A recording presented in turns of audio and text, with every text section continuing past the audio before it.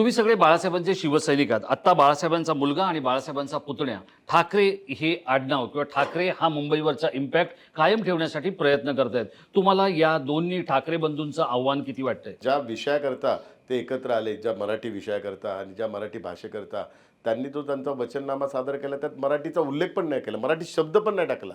आणि पत्रकारांनी मनसेच्या प्रमुखांना प्रश्न विचारला की आपण मराठी शब्द का टाळला याच्यात? मुंबईकर लिहिलाय पण मराठी लिहिलाच नाही. तर त्यांनी सांगितलं की इलेक्शन कमिशनमुळे आम्ही टाकला नाही. आज आम्ही वचननामा जाहीर केला आहे.